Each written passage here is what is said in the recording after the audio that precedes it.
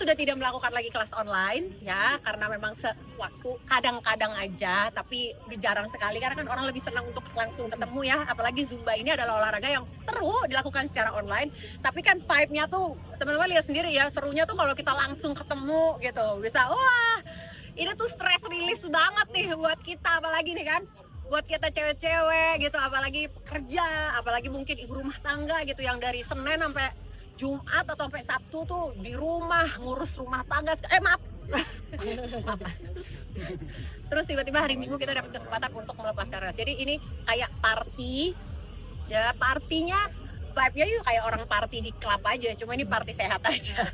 Ya, dan sekarang ya tentunya sekarang aku kalau member ya alhamdulillah komunitas ada ya, komunitas yang selalu hadir dan selalu support di setiap kelas aku. Kayak hari ini juga alhamdulillah tuh aku kalau misalnya kayak bikin event, kita ada event Zumba di luar Jakarta, yang dari Jakarta tuh mau datang gitu. Jadi komunitasnya, dan yang penting itu kalau di Zumba itu it's all about family. Jadi community, kekeluargaan, itu sih. Ini versi terbaik dari kakak masih dengan keputusan yang kakak ambil ketika Alhamdulillah. Sampai sekarang pun masih aku sangat amat lakoni dengan baik, dan di situ aku membuka banyak sekali. Aku nggak nyangka bahwa justru dari olahraga Zumba ya, aku bisa membuka. Allah tuh berikan banyak sekali kesempatan-kesempatan yang Masya Allah, yang luar biasa. Aku nggak pernah sangka aku bisa dapetin. Salah satunya adalah aku akhirnya, salah satu lagu aku bersama dengan DJ Jesse Wild menjadi lagu Indonesia pertama yang tadi aku bawain, judulnya Nasi Goreng. Kebetulan DJ Jesse Wild tuh adalah orang Bali ya. Kita masukin lagu EDM yang ada unsur tradisionalnya, dan lagu itu diambil oleh Zumba ya untuk diedarkan ke seluruh instruktur Zumba yang ada di seluruh dunia. Lagu itu ada gamelan Balinya, berbahasa Inggris, tapi ada Balinya, ada bahasa Indonesianya, dan bisa bayangkan betapa bahagianya dan bersyukurnya aku bisa tahu bahwa ada lagu Indonesia dengan unsur tradisional Indonesia yang bisa diputar di kelas-kelas Zumba di seluruh dunia gitu. Dan itu Masya Allah, itu adalah kesempatan yang terbuka oleh Zumba. Yang lain lagi kesempatannya adalah aku dapat kesempatan untuk ngeluarin sebuah single, bekerja sama dengan musisi dan produser dari Amerika. Mereka produser hebat, ada 3 orang, 1 rapper juga, yang 2 adalah produser yang luar biasa, DJ. Kita ngeluarin lagu dan aku menyanyikan lagu berbahasa Spanyol, dan lagu itu juga dirilis untuk Zumba di seluruh dunia. Jadi ini adalah kesempatan-kesempatan yang akhirnya aku bisa dapatkan, aku tidak sangka bisa dapetin dari Zumba. Kak, bisa membuktikan dapati ini bisa dibilang berkah anak juga nggak sih, Kak? Berkah Rezeki anak. pasti, doa anak juga, rezekinya Aisyah juga pasti. Karena kan doa aku ya sebagai seorang ibu ya, kita semua sama. Apalagi mungkin di sini para ibu yang juga merasakan jadi ibu tunggal ya, ibu tunggal kerja untuk anak. Doa kita tuh setiap hari, ya Allah, kalau begitu aja udah. Jadi apa, doanya tuh kan setiap hari gimana sih, kayak berikan kemampuan gitu untuk kita nih, untuk bisa memberikan kehidupan yang terbaik untuk anak, apapun itu ya kan. Kayak misalnya semuanya pasti tentunya selain memberikan bimbingan yang baik, membimbing, mengajarkan agama sebaik-baiknya dan segala macam, tapi juga kan bisa memberikan semua yang terbaik, pendidikan yang terbaik, kesehatan semua yang terbaik, dan semua itu ya mau nggak mau memang kita harus kerja karena butuh cuan. Gitu. Jadi ya doanya sama Allah kan selalu itu. Makanya kalau dibilang rezeki anak, betul, karena kan doanya selalu supaya saya bisa memberikan kehidupan yang terbaik untuk Aisyah. Tapi Kak, kalau misalnya Aisyah terjun ke dunia Zumba lagi, apakah setuju nggak sih, Kak? Wah, boleh banget. Aku harus senang banget, pasti. Dan dia itu jujur,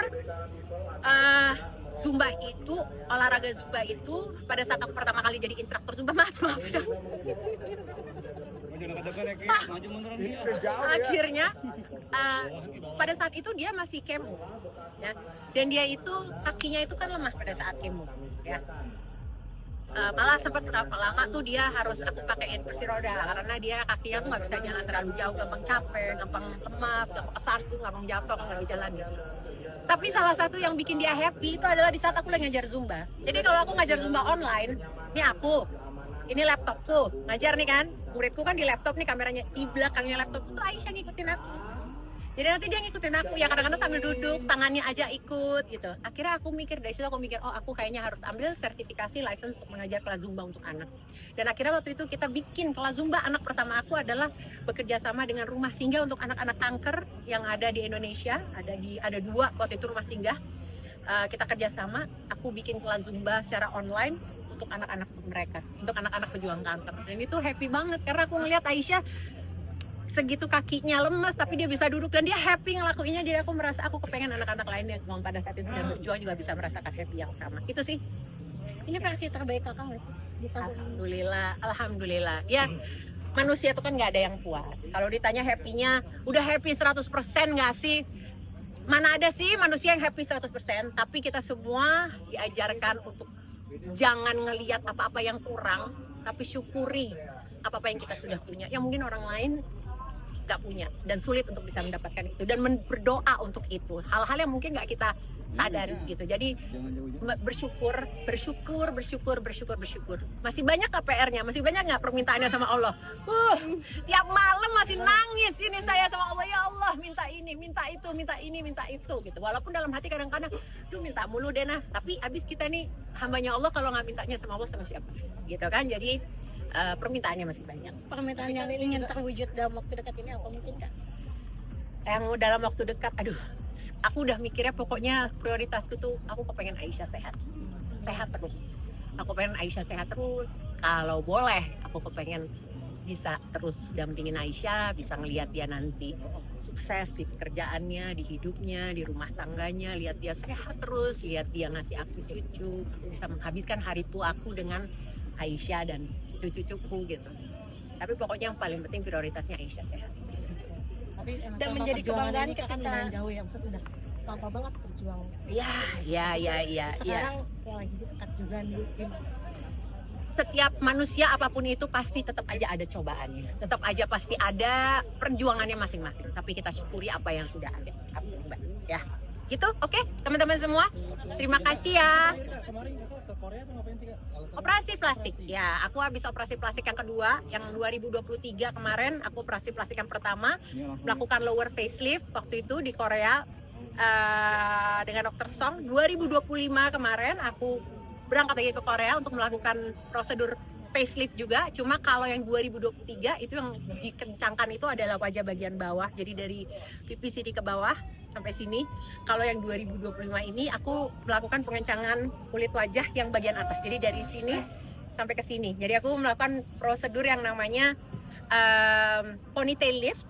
Ya, jadi diangkat sininya sama forehead lift. Gitu ya, udah. Ada alasan nggak kak? 46 sudah 46 tahun masih bekerja di dunia entertainment dan lagi cari suami.